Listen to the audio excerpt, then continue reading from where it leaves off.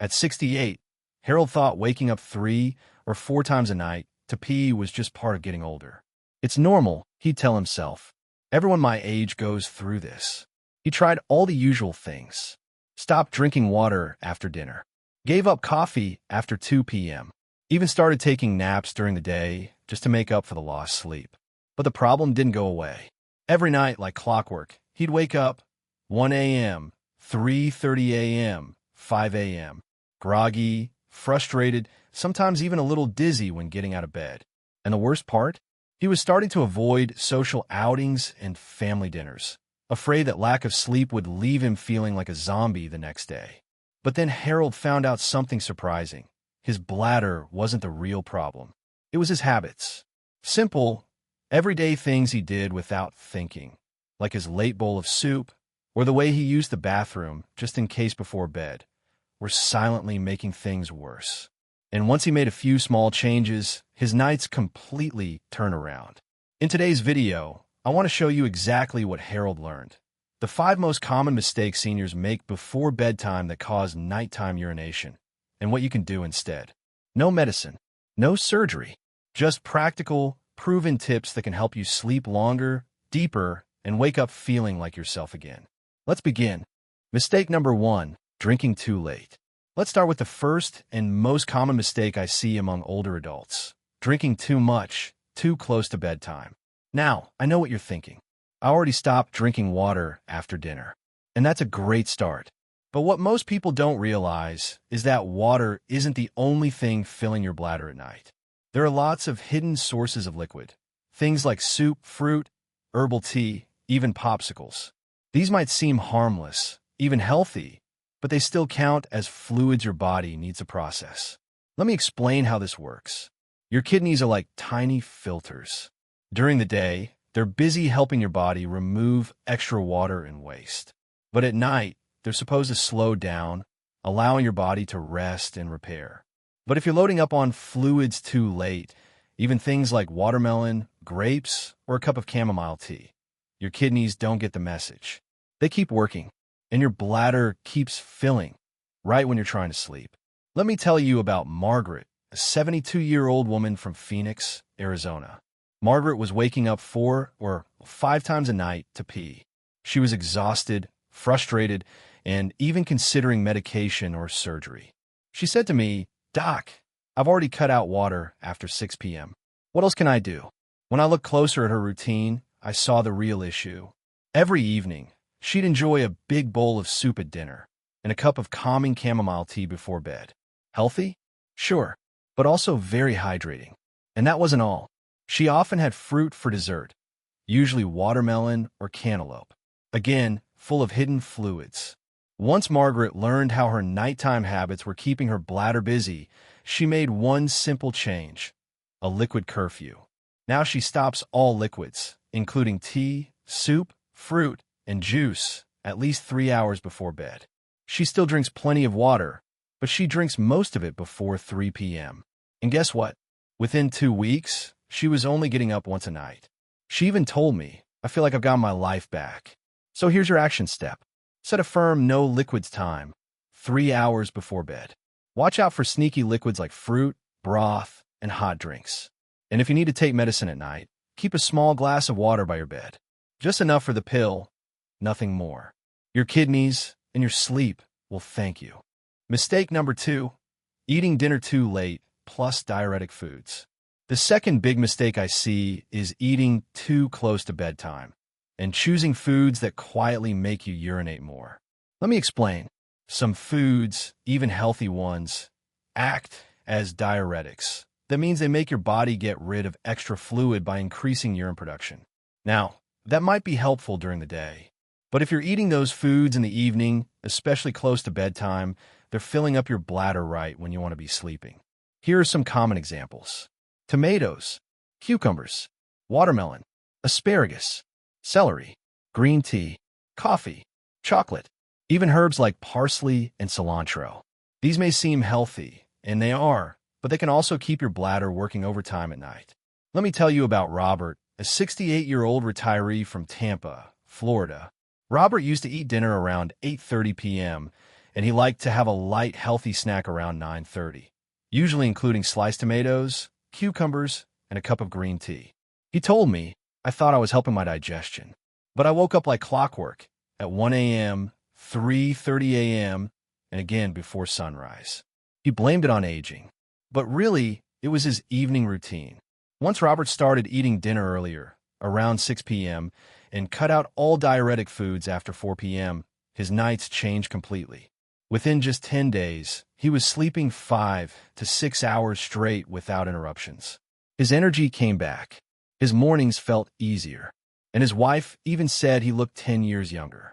Here's what you can do. Eat dinner at least 4 hours before bed. So if you sleep at 10 p.m., eat by 6 p.m. Skip diuretic foods in the late afternoon or evening, even healthy ones like green tea or watermelon. Instead, try sleep-friendly foods like sweet potatoes, brown rice or oats, lean meats like chicken or turkey, cooked carrots or broccoli, a small banana.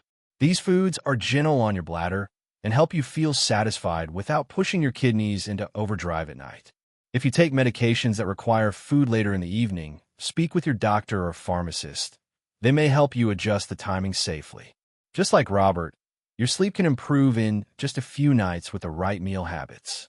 Mistake number 3, just-in-case bathroom trips. This next mistake is one I see almost every day, and it's something most people don't even realize they're doing wrong. It's the just-in-case bathroom trip. You know the one. Right before bed, even if you don't feel a strong urge to go, you think, better safe than sorry, and head to the bathroom anyway. At first, it seems like a smart habit, avoiding midnight emergencies. But over time, it can actually make your bladder weaker and more sensitive. Here's why. Your bladder is like a balloon. It's designed to stretch and hold a healthy amount of urine, about 10 to 15 ounces for most adults. But if you keep emptying it before it's full, it starts to lose that ability to stretch.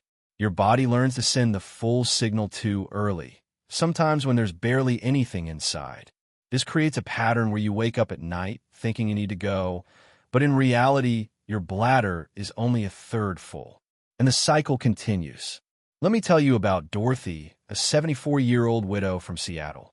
Dorothy had a nightly routine she called her safety pee. Even when she didn't feel the need, she'd go, just in case. But something strange kept happening. 2 hours after going to bed, she'd wake up feeling the same urge, again and again. When I explained how this was shrinking her bladder's tolerance, she was surprised and a little skeptical. But she gave my retraining method a try. She started only going when she truly felt the urge. If she wasn't sure, she'd distract herself for 15 minutes, maybe read a few pages of her book or listen to soft music. Within a few weeks, Dorothy's bladder started to adapt. She was sleeping longer stretches, waking up less often, feeling more in control of her body. So if you're doing those just-in-case trips, stop and ask yourself, do I really need to go? If the answer isn't clear, try the 15-minute weight test. Your bladder will thank you, and your sleep will too. Mistake number 4, bad sleeping position and pillow setup. Now here's one that surprises almost everyone, your sleeping position. That's right, the way you lie in bed and the pillows you use can actually affect how many times you wake up to pee at night. Here's why. When you sleep on your stomach or in a twisted position, you may be putting extra pressure on your bladder without even realizing it. This pressure can send false signals to your brain, telling you that your bladder is full, even when it's not. At the same time, if your legs are stretched out straight or you don't have the right support, fluids that build up in your legs during the day can shift into your circulation at night. Your kidneys notice, and they get back to work, filling your bladder when you should be sleeping. Let me tell you about Frank, a 71-year-old retired veteran from Denver, Colorado. Frank had slept on his stomach his entire adult life. He told me, "That's how I slept in the Army. It's the only way I feel relaxed." But he was waking up 3 times a night, like clockwork. He assumed it was his age, maybe even prostate issue. But once he learned how his sleep position was affecting his bladder and circulation, he decided to try something different. Frank slowly trained himself to sleep on his side, especially the left side, which is best for blood flow and digestion. He put a medium pillow between his knees to align his hips and reduce strain on his back. He also adjusted his head pillow to keep his neck in a neutral position, not too high or too flat. And the result? Within 2 weeks, he was waking up only once a night. After a month, some nights he slept all the way through. If you're used to a certain position, don't worry. Change takes time.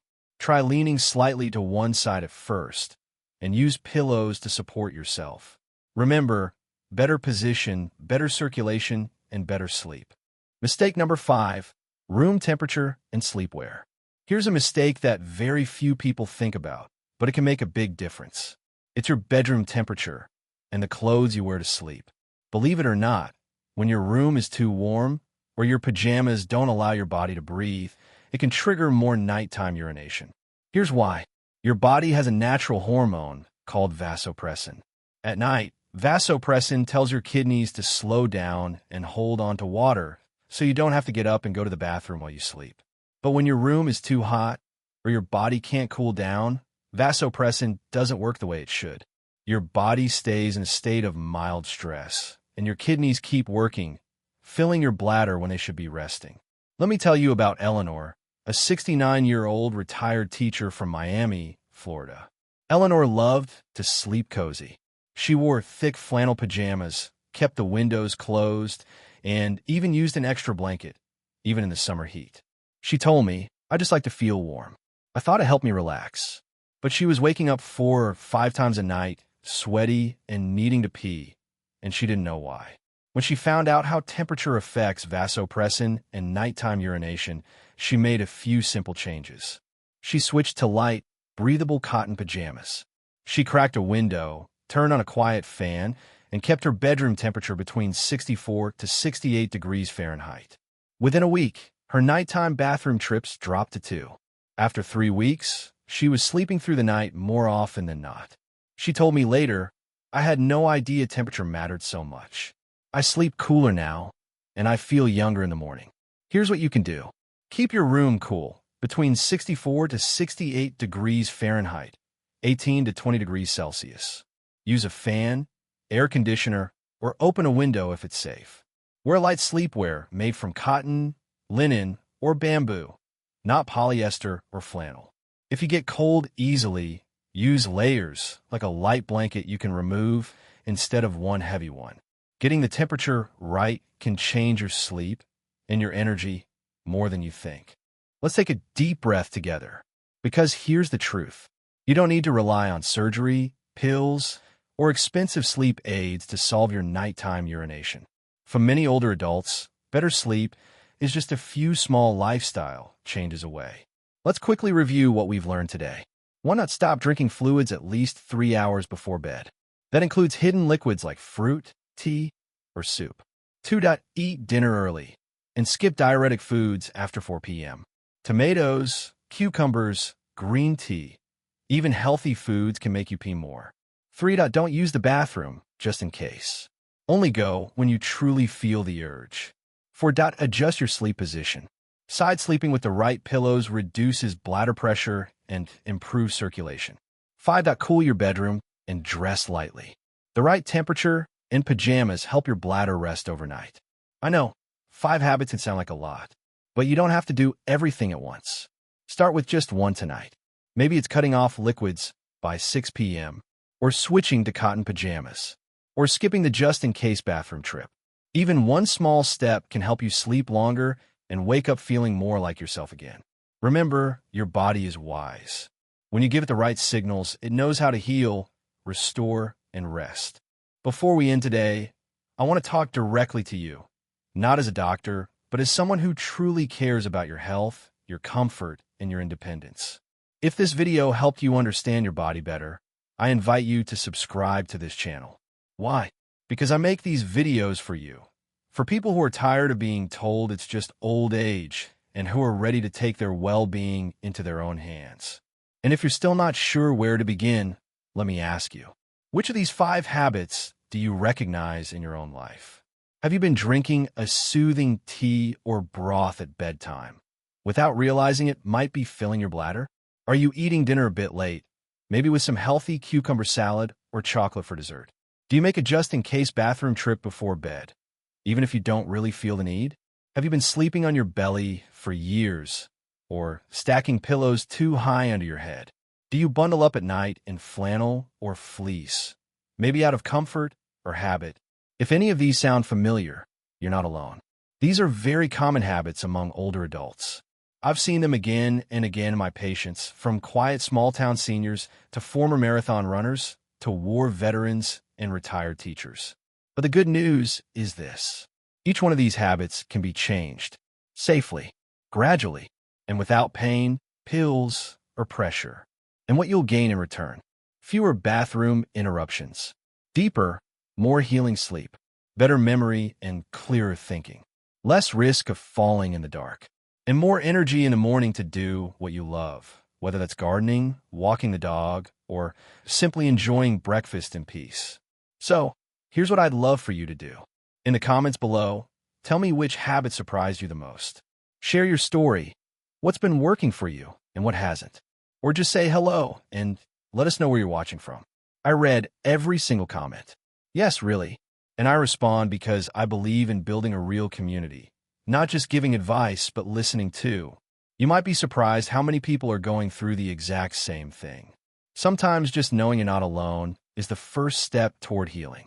And if you know someone, maybe a parent, a spouse, or a close friend, who's always complaining about not sleeping through the night, please share this video with them. It could be the thing that finally helps them understand what's been going on and how to fix it. Because better sleep isn't a luxury. It's a right. At any age, you deserve to sleep deeply. You deserve to feel strong, rested, and clear-headed in the morning. And you deserve to live the second half of your life with comfort, joy, and dignity. That starts with honoring your body, listening to the signals it gives you, and giving it the care it needs. Thank you for being here. Thank you for taking care of yourself. And I truly hope this video becomes the beginning of better nights and better days for you and the people you love. Until next time, sleep well and take good care of yourself.